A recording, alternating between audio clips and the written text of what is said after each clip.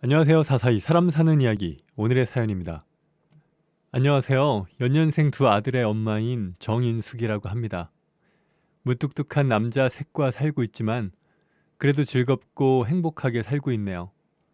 남편과 결혼 후 지금까지 많은 일이 있었지만 그래도 큰 소리 내지 않고 잘 지냈다고 생각합니다. 남편과 저는 1995년에 결혼을 했어요. 절절하게 연애를 하다가 한 결혼은 아니고 그냥 대학 졸업 후 잠시 사회생활을 하다가 남들처럼 혼기가 차서 결혼을 한 거였죠. 당시 만나는 사람이 따로 없어서 저희 어머니의 주선으로 선을 봤네요. 그렇게 5살 많은 남자와 선을 본 저는 일사천리로 결혼을 했고 결혼 직후 바로 아이를 가졌습니다. 결혼 1년 뒤 아들을 낳았는데 첫째가 태어난 해에 또 둘째를 가졌어요. 그렇게 저는 연년생 아들들을 키우게 되었죠. 아이 하나도 벅차고 힘들었는데 아들 둘이라는 건 정말 상상 초월이었습니다. 애들만 돌보다가 하루가 끝나 있는 경우가 대부분이었으니까요. 그래도 조금 키워놓으니 연년생이라 그런지 자기들끼리 놀더군요. 타고난 성격이 워낙 달라서 그랬는지 형제간 별 다툼도 없었어요. 큰애는 친구도 많고 발랄한 편인데 둘째는 좀 시니컬한 편이었죠. 그런 걸 보기 신기하더라고요. 되려 큰애가 장난을 치다가 사고를 치면 둘째가 아무렇지 않게 큰애의 뒷수습을 해주는 편이었죠. 이제와 생각해보면 어렸을 때 아들들이 사고 친 건 주스를 엎지르거나 아이스크림을 바닥에 떨어뜨리거나 집에서 키우던 거북이 어항을 쏟는 정도의 작은 사고 수준이었어요. 그때는 그렇게 힘들었는데 지금 와서 생각해보면 연년생 아들을 남들보다 쉽게 키운 것 같아요. 중고등학교 때도 큰애도 작은애도 어렸을 때와 비슷한 모습이었죠.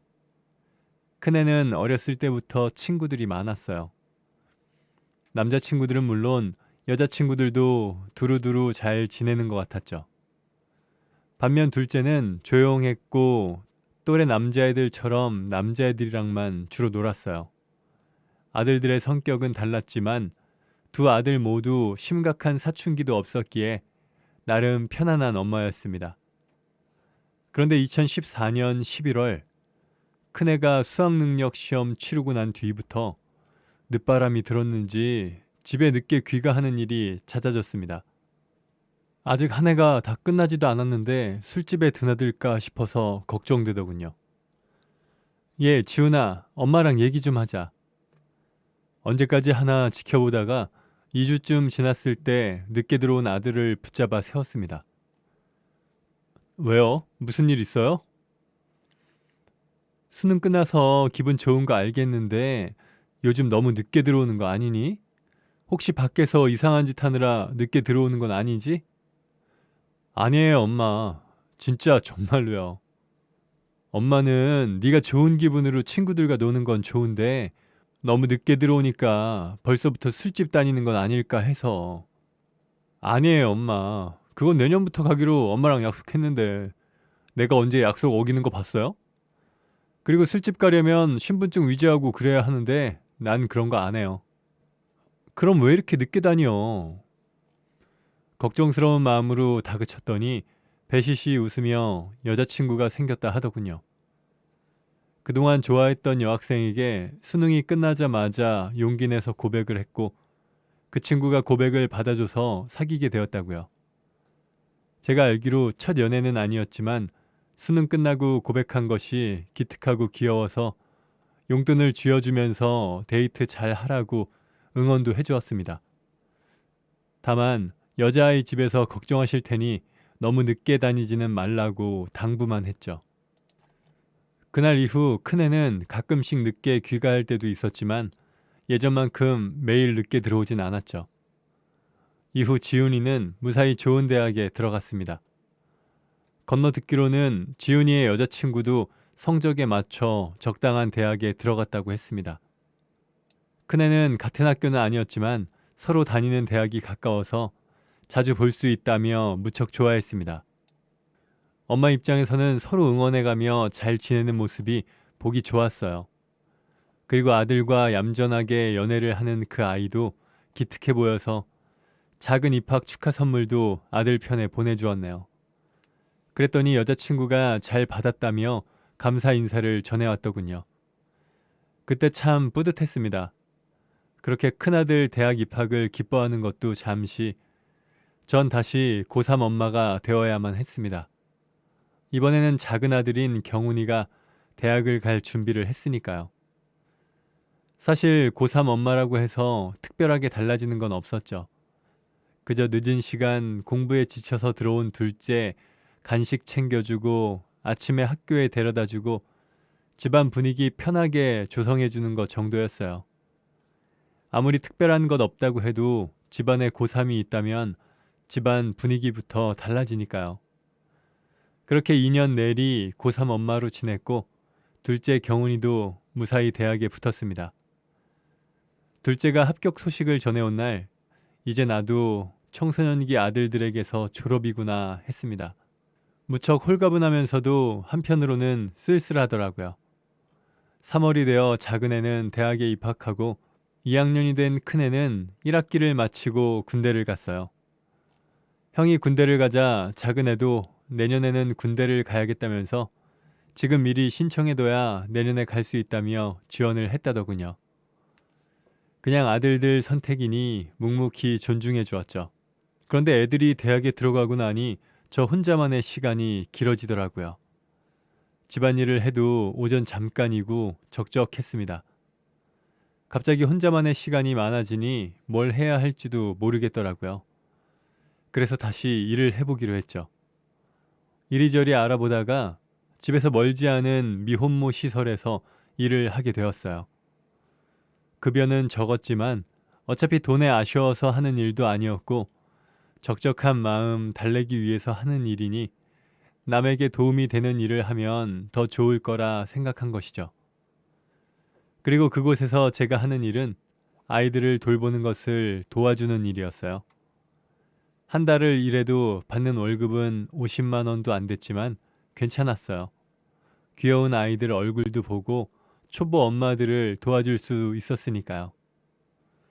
처음에는 마냥 해맑은 아줌마였는데 미혼모 시설을 자주 방문하면서 마음이 점점 무거워지더라고요.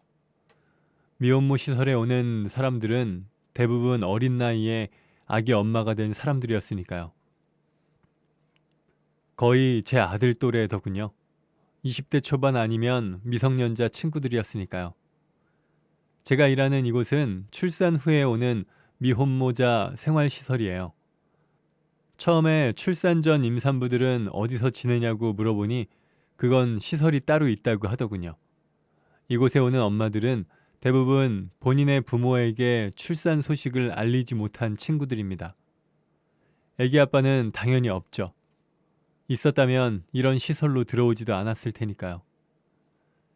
아기 엄마는 있는데 아기 아빠는 없는 이 상황을 보면 참 가슴이 아프더라고요. 초보 엄마가 울고 있어서 속 얘기를 털어놔 보라고 하면 스토리는 다 거의 비슷해요. 전 제가 임신한 것도 몰랐어요. 그래서 남친한테 연락했는데 그 아이가 자기 아이라는 증거가 있냐고 물어보고 뱃속의 아이는 자꾸 커가고 너무 무서워서 여기저기 알아보다가 아기 낳고 여기로 들어오게 된 거예요. 다들 아이 아빠가 발뺌하고 벼랑 끝으로 내몰려서 이곳으로 온 것이죠.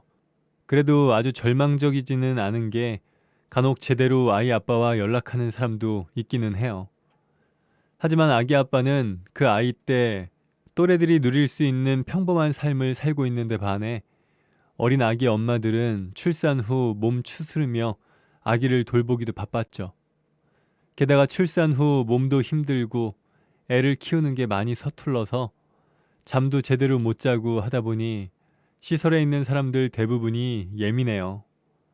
그러면 사소한 일도 싸움으로 번지기 쉽기 때문에 이 시설의 규칙은 무척 까다롭죠.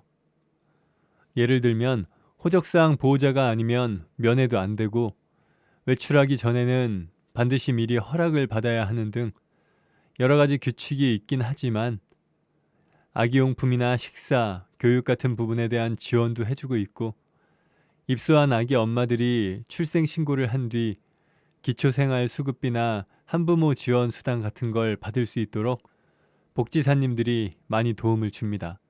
또한 어린 엄마들에게 자립할 수 있다는 희망을 주기도 해요. 이곳을 나가서도 아기와 자립해서 살 수 있도록 각종 교육도 진행하거든요. 그때 교육받을 때 아기를 돌봐줄 사람이 없으니 저 같은 사람들이 아이들을 대신 돌봐주는 거죠. 자립할 수 있는 프로그램도 있고 오갈 데 없는 상황에 유일한 피난처가 될 수 있었지만 그래도 이곳 생활을 힘들어하는 엄마들이 많습니다. 그래도 어쩔 수 없는 일이죠. 한두 명도 아니고 꽤 많은 사람들, 특히나 아이 때문에 예민한 다수의 사람이 공동생활하는 이곳을 통제할 수 있는 유일한 방법이니까요. 좋은 점도 힘든 점도 모두 갖고 있지만 혼자 아기를 데리고 이곳에 있는 것이 가장 좋을 텐데 까다로운 규칙을 지키지 못하고 떠나는 아기와 엄마들이 많아요. 아들 둘을 다 키운 제 입장에서 보면 여기에서 살아남는 것도 차디찬 세상에 적응하는 일부라는 생각도 들더군요. 물론 적응을 한다 해도 무한정 있을 수 있는 곳은 아니에요.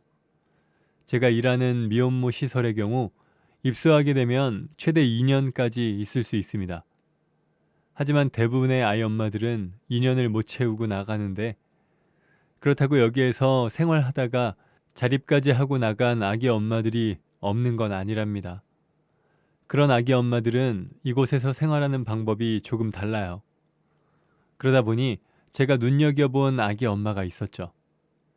그 아이 역시 이곳의 생활이 무척이나 힘들겠지만 묵묵히 버티고 있는 듯 했죠.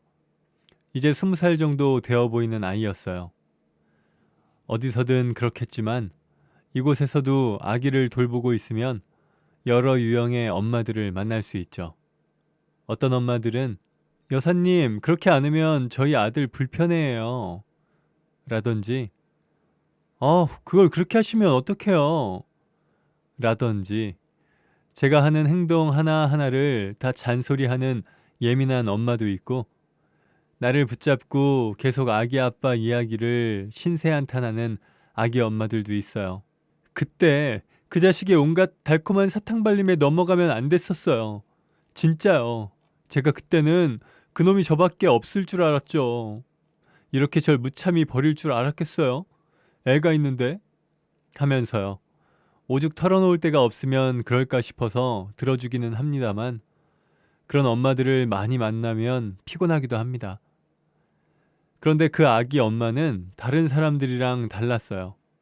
예의도 바른 편이었고 아기 아빠 얘기도 잘 하지 않고 오로지 아이에게 집중하는 사람이었죠. 그 나름대로 상처가 있어 보였지만 먼저 이야기하지 않으니 저도 굳이 물어보지 않았어요.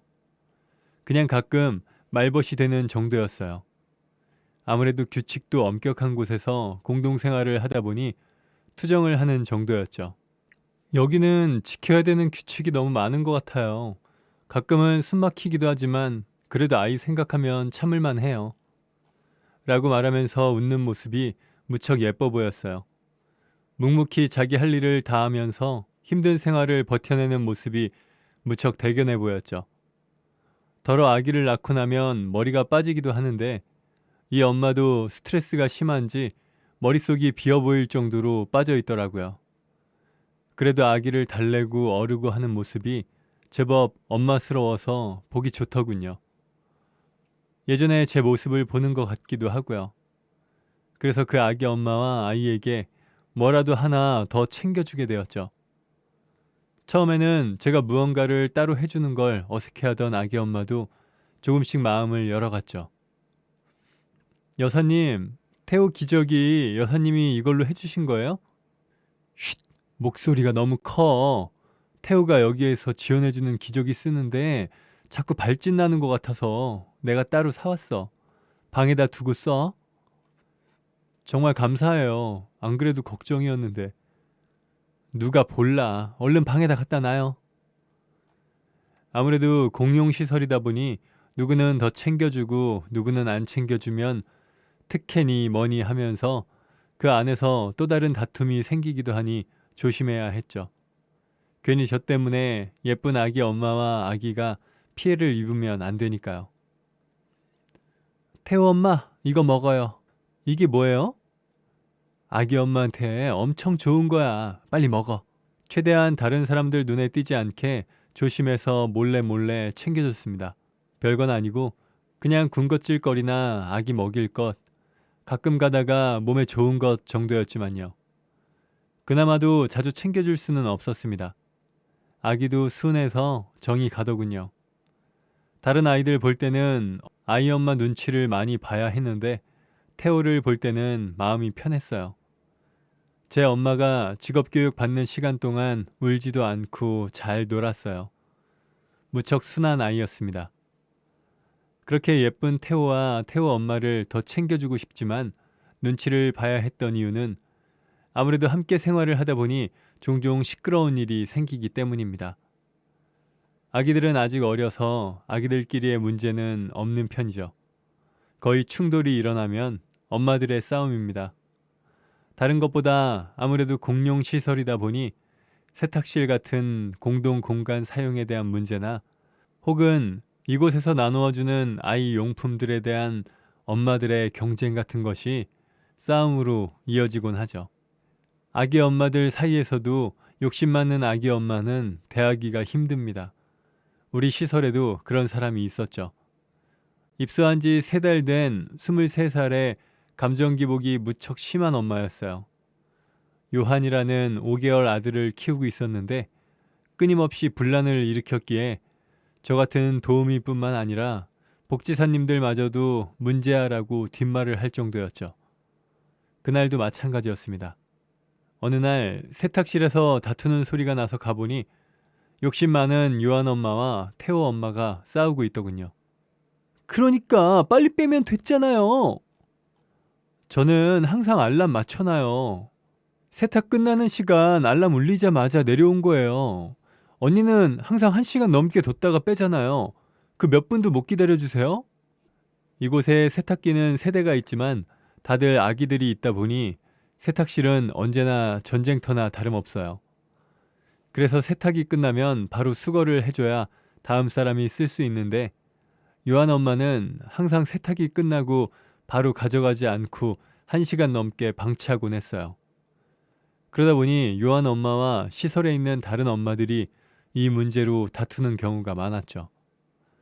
그런 일이 쌓이고 쌓여서 결국 일이 터져버린 것 같더라고요. 얼마 전 누군가 요한 엄마의 세탁이 끝난 세탁물을 대야에 빼놓고 세탁기를 돌렸던 것 같더군요. 그런데 요한 엄마가 나중에 그것을 보고 화가 단단히 난 거죠. 당연히 요한 엄마는 누가 그랬는지 색출하겠다고 난리를 쳤지만 그 기세에 눌린 아기 엄마들은 하나같이 자신은 아니라고 하니 요한 엄마도 그 상황은 넘어갈 수밖에 없었고 이후 본인이 당했던 걸 똑같이 복수하려고 기다린 것 같더군요. 물론 자신이 당한 것처럼 완료된 세탁물을 대야에 빼두었으면 좋으련만 요한 엄마는 태호 엄마의 세탁물을 전부 세탁실 바닥에 내동댕이 쳐 기껏 빨아놓은 걸 다시 더럽게 만든 거죠. 다 된 빨래를 굳이 이렇게 해둬야 했어요? 이렇게까지 하면 어떡해요? 너희도 내 빨래 더럽혔잖아. 이 정도는 당연한 거지. 요한 엄마는 적반하장으로 큰 소리를 치더군요. 하지만 태호 엄마는 아무런 말도 하지 않고 가만히 있었어요. 보다 못한 제가 나섰죠. 요한 엄마, 우리도 왔다 갔다 하면서 보는데 항상 세탁물 수거 안 해서 문제 만드는 건 요한 엄마였잖아. 공동생활하면서 이런 식으로 하면 안 되지. 아줌마가 뭔데 끼어들어요? 요한 엄마는 저까지 물어뜯을 기세로 소리를 질렀죠. 그런데 그때 복지사님이 나타났습니다. 박지영 씨, 지금 입수한 지 3달 동안 문제 일으킨 게 몇 번이에요? 계속 큰 소리가 오가니 누군가 복지사님을 불러온 듯 했죠. 결국 복지사님이 나서서 상황을 중재했습니다. 계속 이렇게 행동하면 이곳에 있을 수 없다는 건 잘 알 텐데요. 복지사님이 그렇게 얘기하자 그동안 요한 엄마를 못마땅하게 여긴 다른 아기 엄마들까지 나서 지금까지 요한 엄마가 해온 행동들에 대해 이야기를 하기 시작했어요. 같이 먹는 것도 맨날 혼자 방에 가져다 놔요. 안 그래도 물티슈는 항상 부족한데 다른 사람들은 하나씩 가져갈 때 혼자 두세 통씩 가지고 올라가서 쓰고. 그동안 요한 엄마에게 쌓인 게 많았는지 한두 명이 말하는 게 아니었어요. 주변에 있던 엄마들이 다 한마디씩 거들 정도였죠. 요한 엄마는 상황이 불리해지자 나가면 되잖아, 나가면. 내가 더럽고 치사해서 나간다, 나가! 하며 소리를 지르고 방으로 올라가 버렸습니다. 사실 막무가내로 나가려는 엄마들을 보면 좀만 더 버텨보라고 타이르기도 하지만 요한 엄마의 경우 하는 짓이 너무 민폐라 딱히 동정심도 안 생기더라고요. 그리고 다음날 태호 엄마가 어디서 났는지 음료수를 들고 저에게 왔습니다. 어제는 감사했습니다. 아, 내가 뭘 한 게 있다고요. 그래도 고마워요. 잘 마실게요. 들고 온 성의가 예뻐서 태호 엄마가 준 음료수를 받았죠. 이름이 뭐라고 했죠? 강은영이에요. 그때 처음으로 통성명을 했어요. 그날 이후 은영 씨는 저에게 육아하는 것을 물어오기도 하고 제가 몰래 건네주는 음식이나 아기 용품을 받고 좋아하기도 했습니다. 아무래도 조금 더 친근해진 것 같았죠. 그러던 어느 날 퇴근 후 이제 자볼까 하고 있는데 태호 엄마에게 전화가 걸려왔습니다. 여보세요? 은영 씨, 무슨 일이에요? 여사님, 어떡해요? 우리 태호가 너무 아파요. 해열제를 썼는데도 열이 안 떨어져서. 은영 씨의 목소리가 떨리고 있더군요. 깜짝 놀랐지만 저는 우선 은영 씨를 달랬어요. 은영 씨, 진정해요. 엄마가 진정하지 않으면 아이를 간호할 사람이 없어요. 네, 알겠어요. 그리고 어릴 때 우리 아들들에게 썼던 방법을 알려주었어요. 일단 아이 옷을 벗긴 뒤 수건으로 닦아주면서 조금 지켜보라고 했어요. 그리고 아이 열을 내리기 위해 이불을 덮지 말고 수건 같은 걸로 배만 덮어주라고 조언했습니다. 그리고 2시간이 지나고 열이 떨어지지 않으면 연락하라고 말했죠. 전화는 끊었지만 저 또한 걱정이 돼서 2시간 동안 잠도 못 자고 기다렸어요. 그리고 2시간 뒤에 연락해보니 은영 씨의 목소리가 한결 좋아졌더군요. 태호, 열은 많이 내렸어요? 네, 다 여사님 덕분이에요. 조금 더 보면 정상 체온으로 갈 것 같아요. 그날 새벽 무사히 열은 내렸지만 다음날 아침이 되자마자 외출 허락을 받고 태호를 데리고 병원을 다녀왔죠.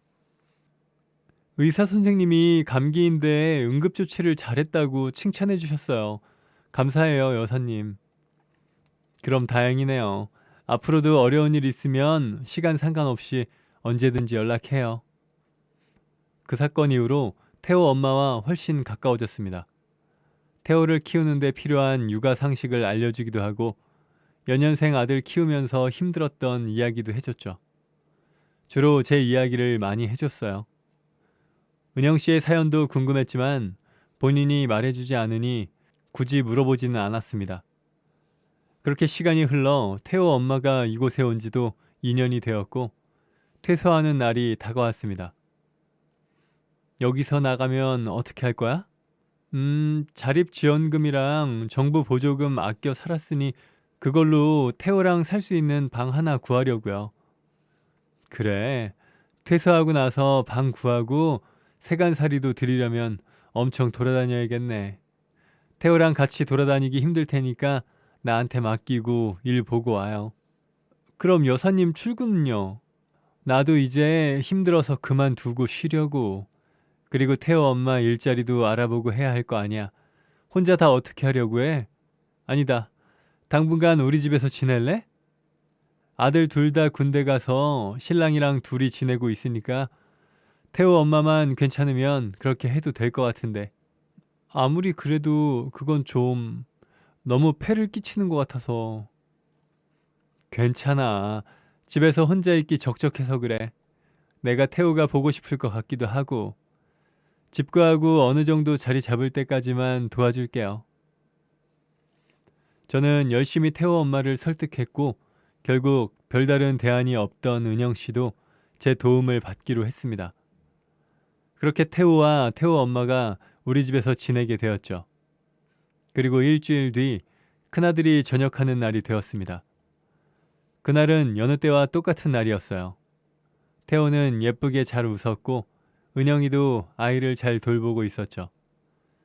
그리고 헐레벌떡 집에 온 아들은 들어서자마자 은영이를 보고 눈물을 터뜨렸습니다. 은영아, 지훈아? 그리고 두 사람은 서로를 안고 펑펑 울었습니다. 사실 태호는 제 손주였던 것입니다. 지훈이가 군대 가기 직전 여자친구가 출산을 하고 미혼모 시설에 들어갔다는 걸 털어놨죠. 미리 알렸다면 제가 나서 혼인신고를 하고 군복무를 해야 하는 아들과 아기를 키우는 며느리가 함께 지낼 수 있는 이런저런 방법을 알아봤을 텐데 너무 늦게 알게 되어 할 수 있는 것이 없었네요. 그래서 고민 끝에 은영이 있다는 미혼모 시설에서 일을 하며 그 아이들을 돌본 것이었어요. 바로 집으로 데려올까 생각하기도 했지만 아들이 군복무 중이었기 때문에 남편 없이 시부모님과 지내야 하는 상황을 은영이가 힘들어할 것 같았죠. 게다가 우리 부부가 시설만큼 이 아이를 전적으로 도와줄 수 없다고도 생각했어요. 제 정체를 먼저 은영이에게 밝힐까도 생각했지만 혹시라도 제가 아이의 할머니라는 사실이 알려지면 퇴소당할까 싶어서 끝까지 말하지 않았던 것입니다. 미혼모 시설에 있는 동안은 가족밖에 면회가 안 되기도 했고 아직 둘은 법적으로 부부 사이가 아니라서 만날 수가 없었어요. 아이 아빠와 연락이 되고 있다는 사실이 알려지면 혹시 퇴소를 당할까 싶어 서로 편지조차 주고받지 않았다 했죠. 지훈이 역시 휴가를 나오거나 하면 일용직이라도 나가 벌어온 돈으로 저에게 은영이를 챙겨달라 부탁했습니다. 힘들고 외롭지 않게 엄마가 잘 보살펴달라고 말이죠.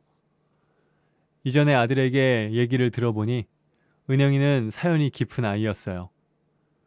부모님이 돌아가시고 외삼촌 집에서 자랐더군요. 그래서 친정도 없고요.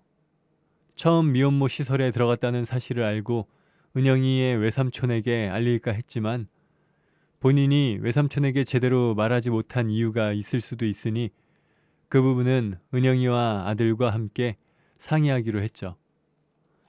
그날 아침 지훈이가 돌아오고 나서 제일 먼저 한 일은 아이들의 혼인신고입니다. 이후 제가 아이들에게 할 수 있는 최선을 다했어요. 일단 지훈이와 은영이가 부부로서 함께 지낼 수 있게 해주고 아직 어린 두 아이가 마지막까지 학업을 끝낼 수 있게 아낌없이 지원해 주었습니다. 아들은 학교를 다니면서 아르바이트를 했고 은영이 역시 온라인으로라도 대학을 졸업할 수 있게 도와주었죠. 그리고 지훈이와 태호는 유전자 검사를 통해 가족관계를 등록했어요. 또한 두 아이를 축복하는 작은 결혼식도 올렸습니다. 이 과정에서 은영이의 외삼촌이 은영이를 키운 값을 요구하기도 하는 일이 있었지만 은영이가 중간에서 똑부러지게 행동했죠.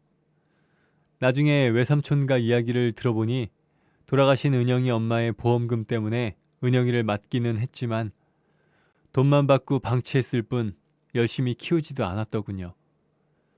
그렇게 시간이 지나 은영이도 미혼모 시설에서 딴 자격증과 졸업장을 가지고 미혼모 시설에 취업했습니다. 아무래도 자신이 미혼모 시절이 마음에 많이 걸렸는지 취업 방향을 그쪽으로 잡았던 모양이에요. 그리고 아들도 무사히 졸업 후 취업을 했죠. 두 사람이 경제적 자립을 하자 전 지훈과 은영이를 분가시켰습니다. 며느리도 일을 하고 싶어 하니 제가 손자를 볼 수 있도록 가까운 아파트로 구했네요. 그리고 지금은 어느 가족보다 행복하게 지내고 있습니다. 물론 아이들이 실수를 한 건 맞습니다. 하지만 이 아이들은 아이들 나름대로 자신의 행동에 책임을 지려고 노력했다고 생각합니다. 그리고 제가 일해본 미혼모 시설의 엄마들 모두 아이를 책임지기 위해 발버둥 치고 있었죠.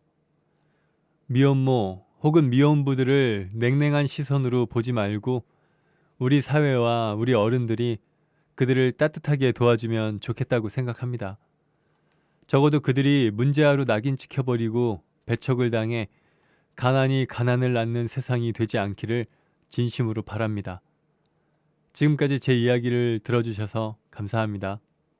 네, 오늘 사연은 여기까지입니다. 사람 사는 이야기 채널 구독과 좋아요, 알람 설정 부탁드립니다. 감사합니다.